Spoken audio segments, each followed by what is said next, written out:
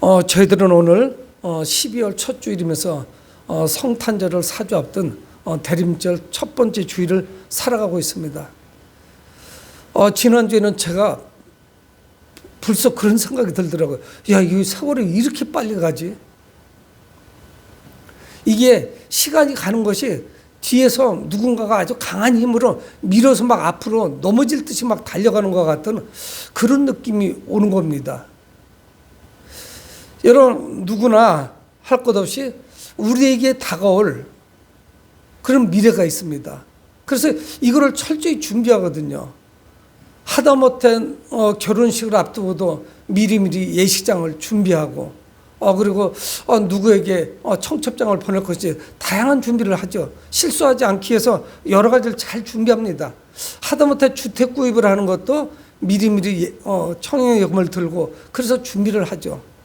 그래서 디데이를 잡아놓고 몇 년 동안 저축해서 우리 가족들이 허리끈을 졸라매고 이렇게 저렇게 해서 집을 장만합니다. 그것뿐이 아니죠. 직장을 선택하는 것도 준비를 하고 또 저희 총회 같은 경우에는 우리 교단 같은 경우는 지금까지 연금이 없었는데 노연금을 준비하고 또 그래서 목사님들이 형편이 좋지 못하니까 수익이 많이 나도록 아마 노력을 하겠죠. 그래서 은퇴를 했을 때에 하다못해 최저 생계비 정도는 될 수 있도록 연금을 해서 곧 시작이 될 겁니다. 저희 같은 경우는 나이가 많다고 해당 사항이 전혀 없어요. 그래서 해당도 되지 않지만 먼저 시작했던 그런 교단들도 있었고요. 여러분, 우리가 이 세상을 살아가면서 준비할 것이 참 많습니다. 남자들의 평균 수명이 81세 전후예요. 여성들의 평균 연령이 85세 전후. 얼마나 남았나요? 10여 년 조금 더 남은 거예요. 평균 연령으로 계산을 했을 때. 그냥 하루하루를 살 수 없다는 거예요. 하루하루를 얼마나 충실히 살아야 되는지 모릅니다. 준비된 삶을 살아야 되는 것이죠. 여러분, 그런데 이 세상만 이것이 준비하는 것이 중요한 것이 아니라 신앙에도 우리가 준비해야 될 것이 있습니다. 그냥 하루하루를 살아갈 수가 없어요. 그저 주일 예배가 중요한 것이 아니에요. 그보다 더 큰 비전과 꿈 가운데 어떻게 우리가 그 마지막을 준비할 것인지 오늘 성경이 말씀을 하고 있습니다. 우리는 이 13장 마가복음 1절부터 말씀을 보지 않았는데 성전에서 예수님과 제자들과 무리들이 나갈 때에 제자 중 하나가 질문합니다. 우리 1절을 한번 보시겠는데요. 13장 1절. 예수께서 성전에서 나가실 때 제자 중 하나가 이르되 선생님이 보소서 이 돌들이 어떠하며 이 건물들이 어떠하리까. 누군지는 모르는데 무명의 제자 한 명이 예수님께 묻습니다. 지금 성전에서 나가고 있는 거예요. 성전을 가르쳤겠죠. 성전을 바라보면서 말씀을 드립니다. 이 성전이 어떻게 되겠습니까 하는 거예요. 이 돌들이 어떻게 될 것이며 이 건물들이 어떻게 될 것입니까? 이것이 영원히 존속될 것인지 아니면 무너져 내릴 것인지 이걸 묻는 거예요. 성전은 미래에 대해서 매우 궁금합니다. 근데 예수님 뭐라고 말씀하냐면 이 성전은 철저하게 파괴될 것이다. 그래서 2절을 봅니다. 예수께서 이르시되 네가 이 큰 건물을 보느냐? 돌 하나도 돌 위에 남지 않고 다 무너뜨려지리라. 돌로 만들어진 그 견고한 예루살렘 성전이 또 예루살렘이라고 하는 그 도성이 그 시가지가 다 무너져 내릴 것이다 말씀하는 거예요. 돌 하나도 돌 위에 남아있지 않을 것이다. 돌로 층층이 쌓여졌는데 돌 하나도 층층이 쌓이지 않을 것이라는 거예요. 돌 위에 돌 하나도 안 남을 것이라는 거예요. 그러니까 밑단이 드러나는 거예요. 다 무너져 내리는 겁니다. 그냥 중간쯤까지 무너진 것이 아니라 철저하게 무너져 내릴 거예요. 근데 그 이야기를 듣고 예수님의 말씀을 듣고 제자들 중에 일부가 굉장히 의아했습니다. 그럴 만도 하죠. 왜 그러냐면 이건 하나님께 예배드리는 곳이에요. 하나님을 제사 드리는 곳입니다. 근데 하나님의 성전이 돌 위에 돌 하나도 남지 않냐고 밑에 가장 기초석만 남고 다 무너져 내린다고 이게 있을 수 있는 것인가? 그래서 3절에 묻는 거예요. 3절 예수께서 감람산에서 성전을 마주 대해 앉으셨을 때에 베드로와 야고보와 요한과 안드레가 조용히 묻되 네 명이 궁금했던 거예요. 이들만 그렇지는 않았을 겁니다. 그래도 예수님이 말씀하시는 거예요. 자, 4절에 제자들 묻습니다. 우리에게 이르소서 어느 때에 이런 일이 있겠어 하며 이 모든 일이 이루어지려 할 때 무슨 징조가 있사오리까? 여러분, 우리도 저는 오늘 아침에 가정예배를 드리면 저희 아내한테 이야기를 했습니다. 우리가 어려서 초등학교를 들어가고 그리고 10대를 보내고 초등학교를 졸업하고 그리고 중고등학교를 다니고 20살 이상이 되고 그러면서 각자의 성인의 길을 갑니다. 우리가 10대에 한 해가 지나면 얼마나 왕성하게 우리가 성장했는지 부쩍부쩍 크는 거예요. 1년이 지나면 우리가 얼마나 크게 성장하는지 모릅니다. 그 옷이 안 맞아요. 그러면서 이 10대를 보내거든요. 근데 지금 우리가 어떠냐면 한 해가 다르게 쇠약해지고 육신의 질병이 찾아오고 여기저기가 아파지고 뭐 무릎이 아프고 여기저기 안 아픈 곳이 점점 없어지는 그런 연령대로 막 내려가는 거예요. 지금 아주 신속하게 내려가고 있어요. 성장기에 우리가 활발하게 성장한 것 같이 지금 이제 쇠퇴기로 그래서 우리가 어느 날 이 땅에서 삶이 끝나게 될 텐데 여기까지 내려가는데 가속도가 붙는 거예요. 그런 이야기를 나눴어요. 그러니까 결국 뭐예요? 하루하루의 삶을 잘 살아가야 되는데 그러니까 이들도 묻는 거예요. 어느 때 이런 일이 있을까요? 아니 주님 이게 뭐 돌 위에 돌 하나도 안 남고 다 무너진다고 하는데 이런 일이 어느 때 있을까요? 여러분 안 궁금하세요? 여러분 100살 1000살 못 삽니다. 그러므로 우리가 나이가 든다는 것은 뭐냐? 더 그만큼 경험도 많아지고 인생을 오래 살았기 때문에 참 많은 좋은 가치 있는 경험들이 많지만 우리가 우리의 삶을 어떻게 마무리할 것인지 세상을 바라보는 것이 시야가 분명히 바뀌어져요. 그러니까 철이 드는 것 같아요.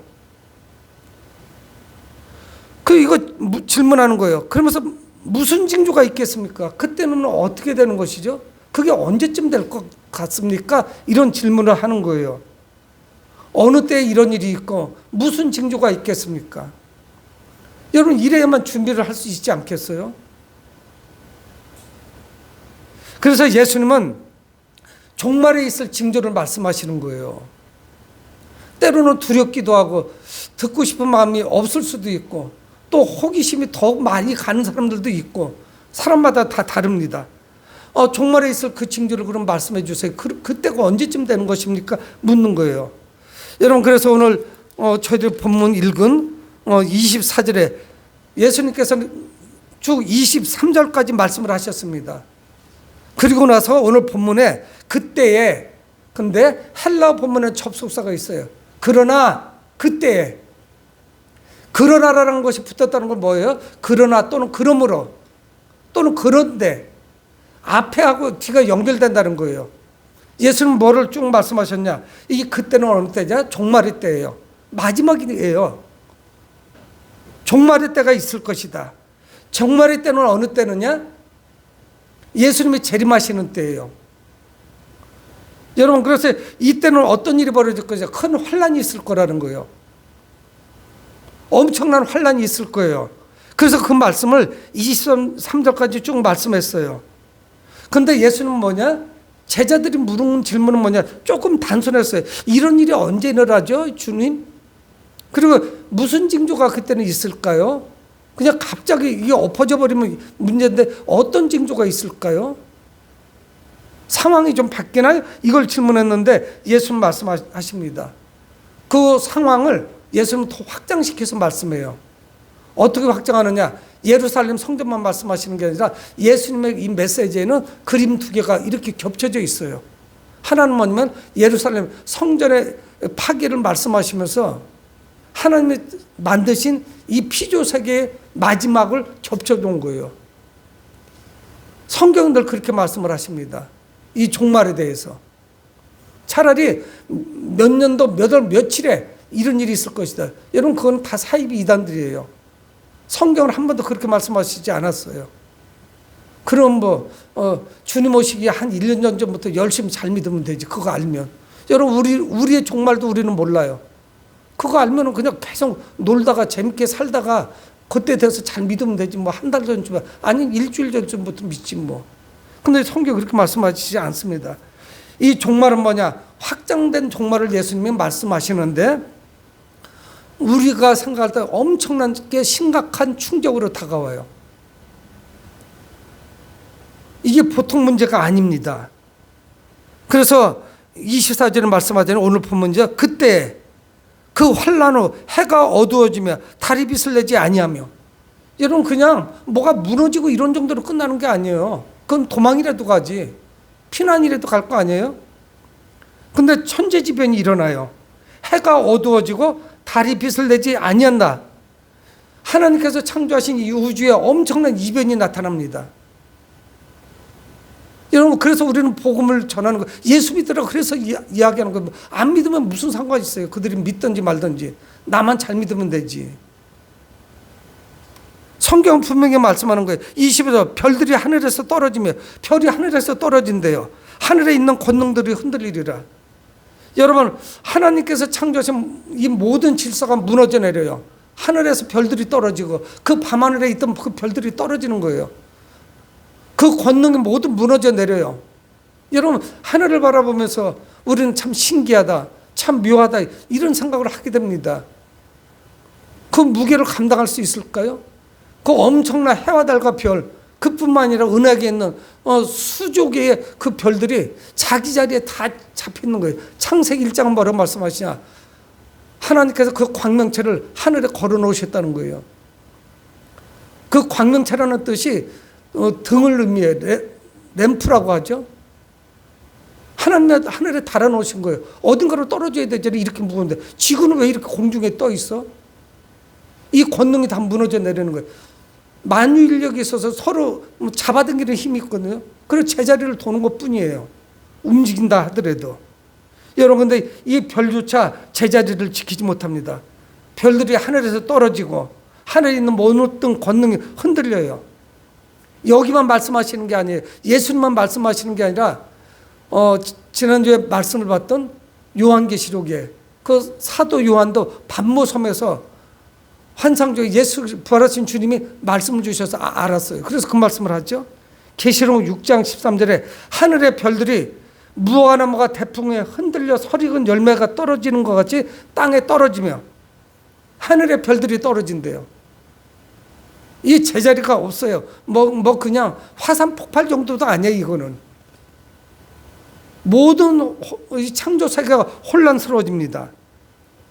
무슨 이 질서가 아무것도 없어요. 다 흩어져 내리는 거예요. 여러분, 마지막 때에 이 재앙과 교회를 향한 박해, 환란이 다가온 다음에 엄청난 일들이 벌어져요. 여러분, 요한계시록을 신천지한테 양보하면 안 돼요. 왜 우리는 안 보나요? 성경에 다 기록되어 있는데. 편지로 우리에게 주어졌단 말이에요. 여러분, 그러나 성도들은 어떤 일들이 벌어지는 것을 보며 주님의 재림을 알게 될까요?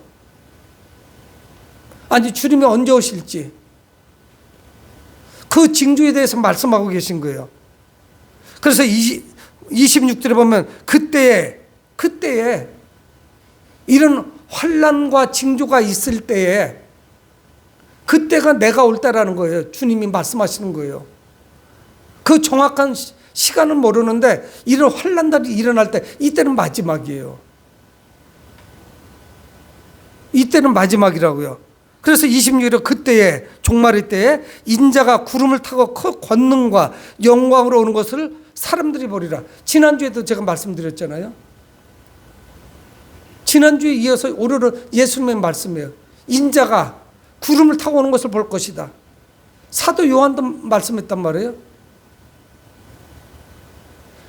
큰 권능과 영광으로 오게 될 거예요. 예수님은 심판주로 오시게 됩니다. 그래서 모든 게 무너져 내리는 거예요. 어둠의 세력을 물리칩니다. 원수들을 심판하세요. 그리고 그분의 나라를 세우십니다. 그러면서 27절 또 그때에 그가 천사들을 보내어 자기가 택하신 자들을 땅 끝으로부터 하늘 끝까지 사방에서 모으리라. 하나님의 선택된 백성들, 믿음의 사람들, 구원받은 사람들, 천사들을 보내서 온 사방으로부터 이들을 부를 것이래요. 여러분, 이 날은 구원의 날이요, 심판의 날입니다. 그거는 양보할 수 없는 사실이에요. 택함받은 자들은 한 명도 버림받지 않을 거예요. 잃어버리지 않을 거예요. 똑같지 않아요. 누구에게나 하나님의 자비가 주어질 것이라면 뭐 예수 믿을 이유가 뭐가 있겠어요.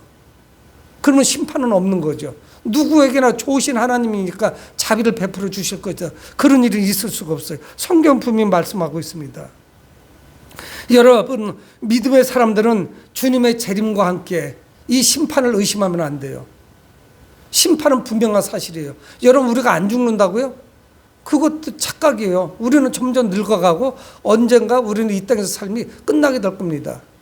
우리가 살아서 주님을 맞이하던가 아니면 우리는 이 땅에서 삶이 어느 날 끝나게 될 거예요. 주님의 심판대 앞에 서게 되는 거죠. 우리는 그 고난의 때를 주님의 재림을 사모하며 소망하며 기다리는 것입니다. 인내하는 것이에요. 그래서 예수님은 그 종말의 때를 비유로 말씀하시는 거예요. 종말의 때를 어떤 비유로 말씀하시냐? 무화과나무 비유를 통해서 말씀하세요. 자, 28절에 함께 한번 읽어보겠습니다. 28절 시작. 무화과나무 비유를 배우라. 그 가지가 연해지고 잎사귀를 내면 여름이 가까운 줄 아나니. 가지가 연해지고 새순이 올라오고 새로운 가지가 올라오고 잎사귀가 무성해지면 뭐가 가까운 줄 알으라? 여름이 가까운 줄 알라고 그러잖아요. 근데 여러분, 이 팔레스타인 땅은 더워요. 여러분, 우리나라 사람들도 뭐 중국도 가고 대만도 여행 가고 필리핀도 가고 베트남도 많이 가고 태국도 가고 또는 캄보디아나 라오스도 가지 않습니까? 거기는 사철 나무가 푸르러요. 우리나라 같이 우리나라는 겨울에도 파란 건 뭐냐? 침엽수예요. 바늘같이 뾰족뾰족한 이파리를 가지고 있는 소나무, 잣나무 이런 것들만 잎사귀같이 다 가을에 떨어집니다. 추위가 찾아오면서 잎사귀가 다 떨어져요. 봄에 나요. 여러분, 근데 팔레스타인 땅은 대다수의 나무가 다 푸른 거예요. 사계절 푸르러요. 사계절이 사실은 없어요. 우리같이. 근데 유일하게 뭐 유일한 건 아니지만 그런 나무 수종이 있겠지만 대표적인 나무가 무화과나무인데 무화과나무는 가을이 되면 떨어집니다. 그리고 봄이 되면 잎사귀가 올라와요. 그래서 그 잎사귀가 무성해질 때쯤 되면 5월 아니면 6월이에요. 그 계절을 아는 거예요. 여름이에요. 여러분, 우리는 징조를 느껴야 되지 않겠어요? 알아야 되지 않겠어요? 정확한 일정은 모르지만 그 하나님의 스케줄 가운데 지금 어디로 가고 있는지 어제 뉴스를 잠깐 보는데 그런 게 나오더라고요. 그린피스라고 하는 세계적인 환경운동가들이 있습니다. 그들은 자기들의 돈을 후원을 받아서 다 해요. 근데 서해안 쪽에 외국 배에 올라가가지고 막 페인트를 가지고 막 그들이 거기다가 막 일종에 보면 자기 구호를 써놓는 거지. 낙서예요. 배에다가 스프레이 페인트를 막 글을 쓰면 어떻게 거기 올라갔어요. 그 제일 높은 데 올라가가지고 자신들의 몸을 묶고 이 배가 우리나라를 못 가게 하는 거예요. 오고 가고 못하게. 이게 뭐냐? 플라스틱 재료를 잔뜩 싣고 있는 거예요. 여러분, 우리가 쓴 게 다 바다로 떠내려가서 그게 다 분해가 돼서 눈에 보이지 않습니다. 페트병은 2번 쓰면 안 돼요. 아까워도 버리셔야 돼요. 계속 하루 이틀 3일 4일 쪽쪽 빨아먹으면 환경 호르몬 다 쪽쪽 빨아먹는 거예요. 우리 집에서 누구네 집이든 생수를 쓰는 것은 유리병을 쓰세요. 플라스틱은 아무리 좋아도 계속 환경 호르몬 나오는 거예요. 그래서 이런 거를 유통이 안 되도록 하려고 하는 거예요. 여러분, 뭐 보이지 않아요? 환경이 좋아질 가능성은 제로예요. 어떻게 좋아져요? 우리가 먹고 소비하는 게 이루 말할 수가 없어요. 청바지 하나를 만들기 위해서 물 몇 통이 필요한 줄 아세요? 그러니까 지금 자꾸 이게 고갈되는 거예요, 자원이. 근데 우리는 무사태평이에요. 내가 영원토록 살 것 같이 이 땅에 살 것이 살아가고 주님 오실 것이라는 생각은 다 잃어버리는 거예요. 그래서 예수님은 가볍고 쉬운 비유로 말씀하시는 거예요. 무화과나무의 비유를 배우라. 연한 가지가 나오고 잎사귀가 무성해지면 여름이 온 거란 말이에요. 환경이 하나도 좋아지지 않습니다. 우리나라 몇 배 되는 그 플라스틱 섬이 있어요. 태평양, 북태평양을 거기 떠돌아다녀요. 모든 생명체가 살 수가 없습니다. 이게 다 분해돼서 눈에 보이지 않는 그러다면 그런 생선 먹고 우리는 또 우리도 똑같은 병을 앓는 거예요. 눈에 안 띄니까. 여러분, 무화과 잎사귀를 통해서 아무리 어리석은 사람도 계절을 체크합니다. 무화과나무 잎사귀를 통해서 계절을 알듯이 이런 일이 일어나면 예수님이 가까이 오셨다는 것을 우리는 깨달아야 돼요.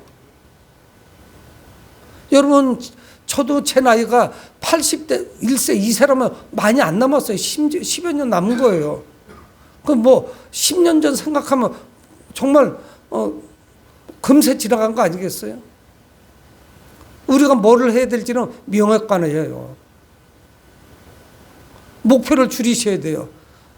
하나님께서 기뻐하시는 걸 해야 돼요. 하나님께 순종해야 돼요. 여러분, 지금 하루 한 해가 다를 겁니다.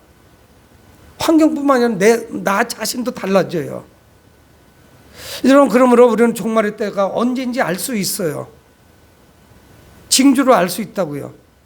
예수님의 말씀이 이루어지는 것을 보면서 성전 파괴가 얼마 남지 않았던 것을 제자들은 알았단 말이에요. 여러분, 요한계시록이 뭐였습니까? 성전이 파괴되고 20년쯤 지난 다음에 쓰여졌거든요. 이 말씀이 이루어졌어요. 성전이 파괴될 것이라는 거. 돌 위에 돌 하나도 남지 않았죠. 30절에 내가 29절 이와 같이 너희가 이런 일이 일어나는 것을 보거든 인자가 가까이 곧 문 앞에 이른 줄 알라.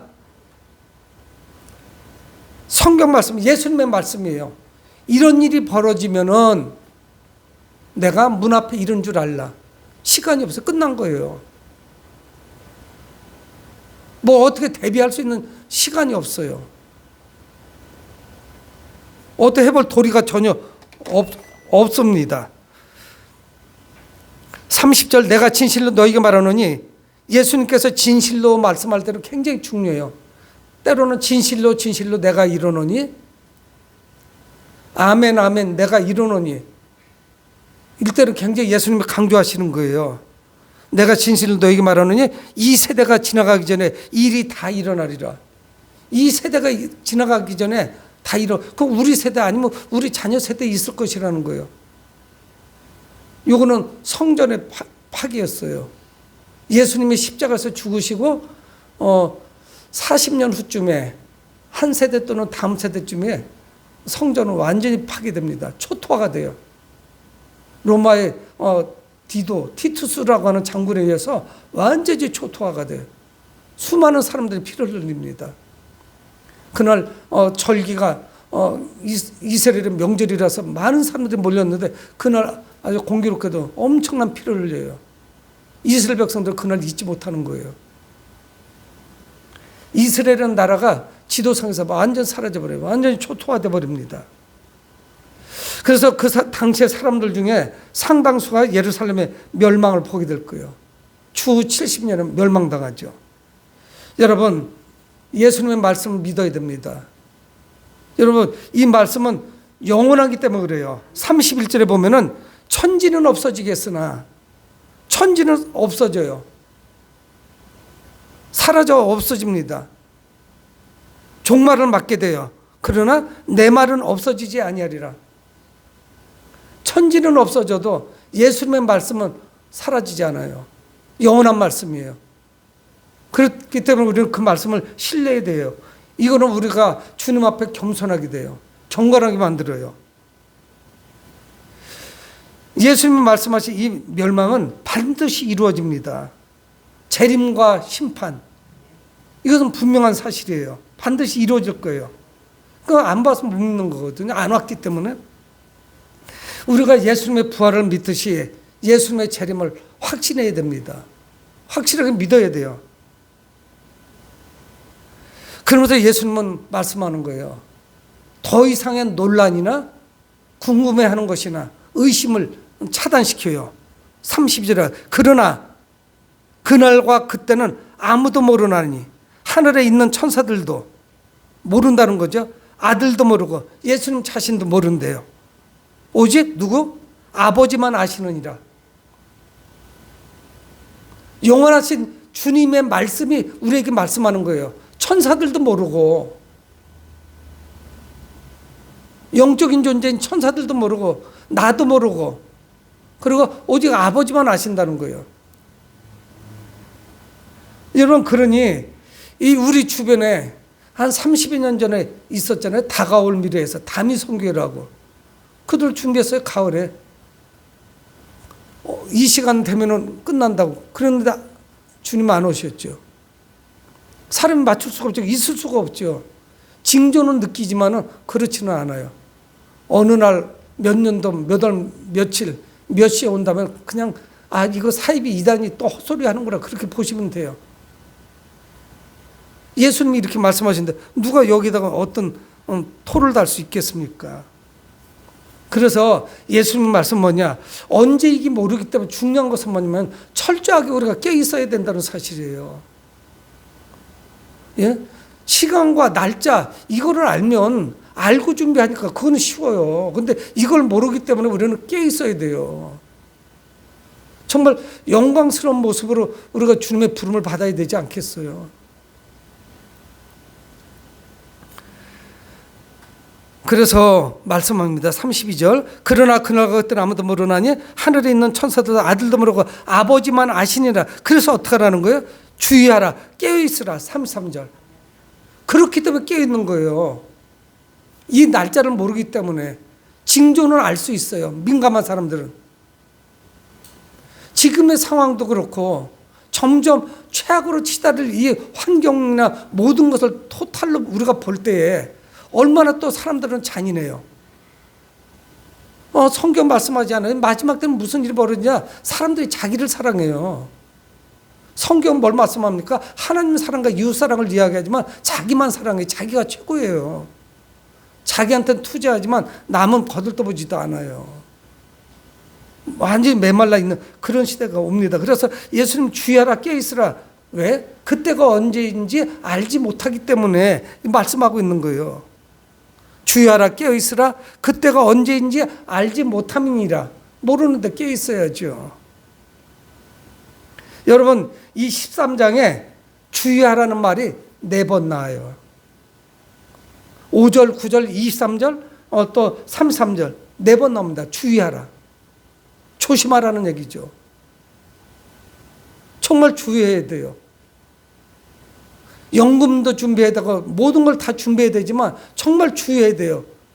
영적으로 우리가 깨어있지 않으면 이거를 그냥 스쳐 지나갑니다. 그래서 예수님의 비유의 말씀을 하나 더 말씀해요. 3, 4절 가령 사람이 집을 떠나 타고로 갈 때 그 종들에게 권한을 주어 각 사물을 맡기면 문지기에게 깨어있으라 명하 같으니 종이 나오고 문지기가 나와요. 주인이 떠났어요. 이거 주인은 누굽니까? 예수님 자신을 말씀하는 거예요. 내가 십자가에 죽었고 그리고 부활했고 40일간 제자들과 함께 보이다가 예수님은 떠나갔죠. 그래서 하나님의 오른편에 계세요. 근데 그분이 어때요? 다 쉬신단 말이에요.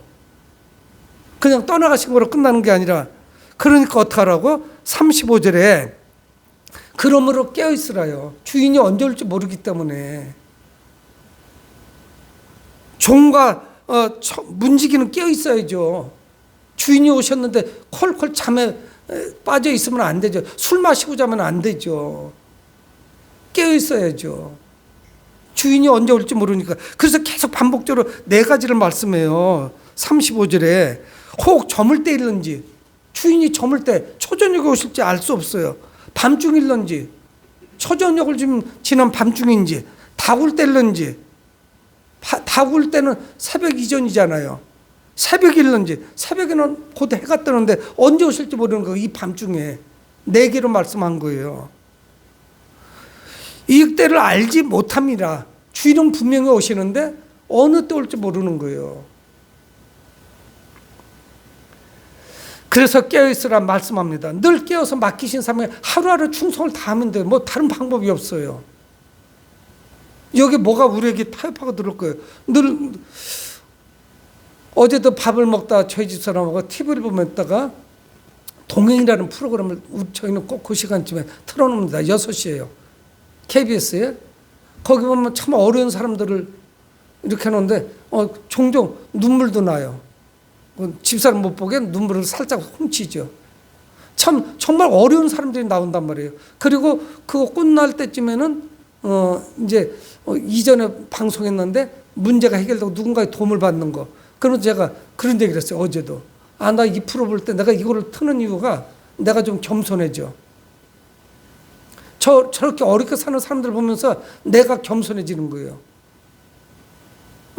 작은 것에 내가 만족하고 감사하면서 살아야겠다. 정말 집에 엄청난 문제가 많은 집이에요. 그러니까 어렵죠. 꼭 거기에는 어린아이가 하나 또 껴있습니다. 아이들도 있고. 아이들은 무슨 죄예요? 행복하게 살 수 있는 그런 자격이 있는 아이들인데 어른들이 부모님이 가정이 원활하지 못해서 아이들이 불행한 거죠. 어렵기도 하고 뭐 불행하기보다는. 근데 겸손함을 배웁니다. 우리도 이 말씀을 통해서 겸손함을 배워야 돼요. 뭐라고 우리에게 말씀하시? 이 말씀을 깨달아야 됩니다. 우리는 그저 하루하루 충성할 수밖에 없어요. 삶 속에서 늘 하루하루를 감사하면서 사는 것 같이. 그래서 주님은 말씀합니다. 36절 그가 호련히 와서 너희가 자는 것을 보지 않도록 하라. 나태하고 게으름 이거는 큰 문제예요. 주인이 왔는데 골아 떨어졌어요. 주인이 온 것도 모르는 거예요. 주인은 그 사람 깨우지를 않아요. 깨어있는 사람만. 그래 열처녀의 비유에 나오잖아요. 이때 깨어있지 않으면 주님은 흔들어 깨우고 야 너도 가야지 이렇게 말씀 안 하신다니까요. 그게 문제예요. 그래서 37절 마지막 절에 깨어있으라 또 말씀하잖아요. 내가 너에게 하는 이 말은 모든 사람에게 하는 말이니라. 여러분 이 말씀이 어떻게 시작됐습니까? 어떤 사람이 물어봤잖아요. 처음에 어떤 한 사람이 물어봤는데 그 말씀을 가지고 예수님은 4명의 제자들이 또 질문을 하게 되고 답변을 해줬는데 이 말씀은 제자들에게 한 명에게 또는 4명에게 한 말씀이 아니고 모든 사람에게 하신 말씀이에요. 저와 여러분들에게 하신 말씀이라고요. 그래서 예수님의 제자들은 지난 2000년 동안 계속 이거를 선포한 거예요. 주님은 사랑하십니다. 우리를 사랑하시고 우리가 복된 삶을 살기를 원하세요. 근데 우리는 안 돼. 그게 안 돼. 왜? 우리 죄 때문에. 예수 그리스도를 영접해야 돼요. 그리고 깨어 있어야 돼요. 그거 외에는 구원의 길이 없어요. 예수님은 예루살렘 멸망과 주님의 재림을 겹쳐서 하나의 그림으로 보여주십니다. 하나의 그림 같기도 하고 2개의 그림 같기도 한데 이건 1개와 2개가 섞여 있는 거예요. 예수님 말씀은 분명히 이루어집니다. 오늘 우리는 대림절 첫 번째 주일을 맞이하는데 우리는 예수님의 초림은 지나갔어요. 2000년 전에 첫 번째 오셨어요. 2번째 오실 거예요. 언제 오실지는 우리는 몰라요. 그러나 징조는 알 수 있어요. 느낄 수 있어요. 피부로 느낍니다. 재림의 날짜와 시간 우리는 그거를 정확하게 산출해낼 도리가 없어요. 슈퍼컴퓨터를 들여와도 그거는 계산이 안 돼요. 하나님의 주권이에요. 여러분 중요한 사실은 뭐냐? 세상에 안주하다가 세상 연락을 즐기다가 여러분 재림을 놓치지 마십시오. 저는 목사로서 2024년 12월 1일 첫 주일 대림절 첫 예배에 우리 성도님들에게는 분명히 제가 전했어요. 제가 안전해서 주님의 심판은 받지는 않을 거예요. 저는 분명히 여러분들에게 전했습니다. 우리 모두 주위에서 깨어있다가 주님의 재림에 동참하셔야 돼요. 그럼 복된 사람들이 되어야 됩니다. 우리 모두 그날 하나님의 나라에서 만날 것을 간절히 소망하며 이 땅을 살아가시길 주의 이름으로 축복을 드립니다. 고마우신 아버지 하나님 주의 은혜를 감사합니다.